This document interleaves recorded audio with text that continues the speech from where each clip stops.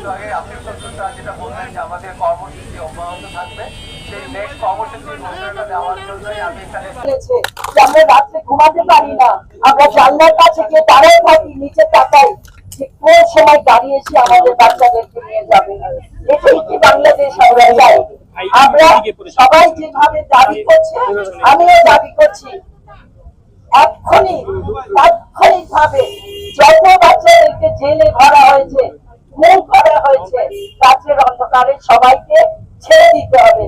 আজকে আমরা পত্রিকায় দেখলাম একটি 16 বছরের ছেলেকে রংপুরে তার পায়ে গুলি দিয়ে তাকে জেলে রাখা হয়েছে। 16 বছর কোন আইনের মধ্যে পড়ে বলেন?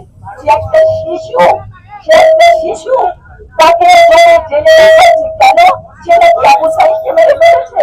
একটা ঠাট্টা মশকরা ফাজলামি করে একটা সীমা থাকে। আমরা কি দেখি নাই কিভাবে আবু সাইদ মারা গেছে? আপনারা দেখেন নাই? সবাই মিলে দেখেন নাই? তাহলে আপনারা কেন আপনারা জোর করে আপনারা বলছেন না কেন যে না এটা ঠিক না, এটা মিথ্যা?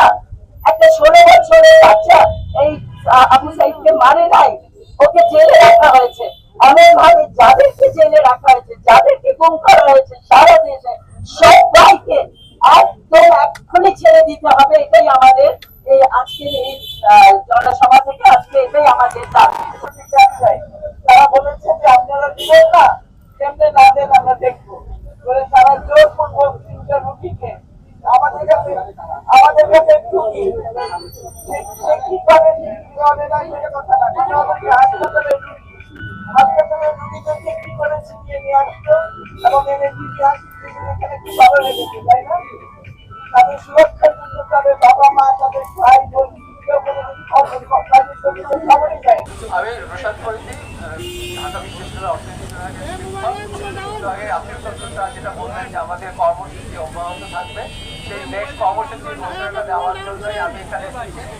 আমাদের আগামীকাল দুপুর 3টায়, শুক্রবার 3টায় প্রেস ক্লাবে দ্রোহ যাত্রা বলে একটি সমাবেশ হবে এবং এই সমাবেশটি হচ্ছে আমাদের ছাত্র, শিক্ষক, সুফি সমাজ, সাধারণ নাগরিক বলে কেউ আলাদা কোনো নাই, আমরা দেশের মানুষ, আমরা সবাই একত্রিত হব সেই জায়গায়।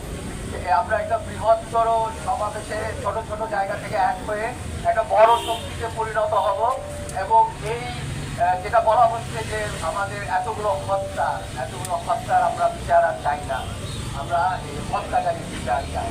আমাদের একটা সবচেয়ে বড় দাবি এবং আমরা এই সমাবেশ থেকে এই দাবির সাথে অন্যান্য সব দাবি জোরে সোরে আশা করি বিচারিত হবে।